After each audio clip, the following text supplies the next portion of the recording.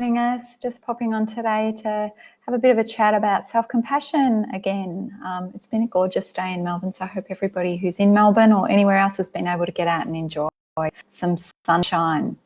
So just wanted to chat a little bit about this paper, which I've folded backwards now. Is self-compassion contagious? So a neat little research study that's just been published earlier in the year.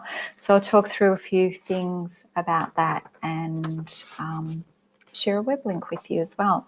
So I thought, given that I'm talking about self-compassion this week, might be nice to actually have a definition for self-compassion. My nerdy little brain likes that. And so I thought it could be useful so that we're all on the same page and we're all talking about the same thing, or I'm talking and you're listening, and I'm hoping that you'll interact in the comments as well.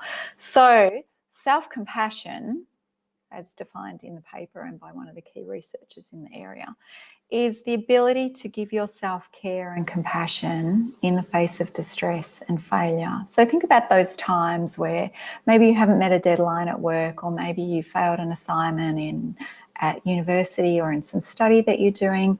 Maybe you had an argument with your partner and feeling a bit icky about that.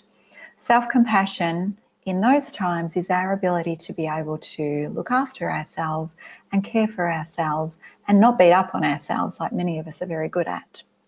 And we differentiate that from self-esteem, because self-esteem is the idea around the value or the worth that we have. So it's a little bit different, and it comes out a little bit differently in the research as well. So this paper was a really interesting one. Like I said, the title is Self-Compassion Contagious? Which I think is kind of a cute little title for a nerdy research paper to have. And what they wanted to look at was, if people experienced somebody talking about a failure or a difficult situation with self-compassion, were they more likely to be self-compassionate themselves? So they set up a little study and they had 3 separate conditions. So in one condition, a few people were exposed to somebody talking very self-compassionately about an experience that they'd had. So they were talking with self-kindness and with mindfulness, so around things like recognizing that this was a momentary thing and that the feelings were going to pass, and common humanity, so that anybody in this situation would likely feel like this as well.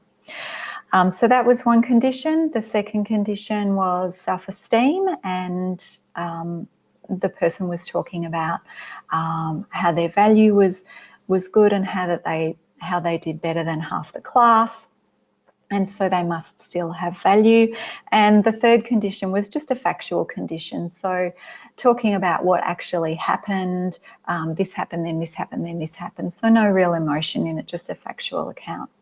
And what they found was that the people who were exposed to the self-compassion condition actually experienced more self-compassion afterwards when they had to think of their own situation where they'd faced an adverse situation or where they'd failed at something. And in this case, the participants were university students, so they were thinking about an academic failure where they hadn't done very well on an exam or an assignment, something like that. So those people exposed to the person talking about self-compassion were significantly more self-compassionate than the people who were just exposed to the factual condition. And the people who listened to the person talking from a perspective of self-esteem were no different in terms of self-compassion from the people who listened to the person just talking about the factual account and what actually happened.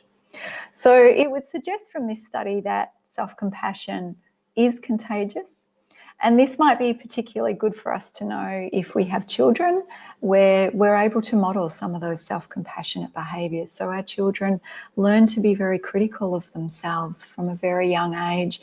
Most of us grow up being quite critical of ourselves. I know I certainly am, and we often hear that term, we're our own worst enemies. So if we're able to expose ourselves and be around people who are a little bit more self-compassionate, a little bit more gentle on themselves, that might be a good thing for our self-compassion.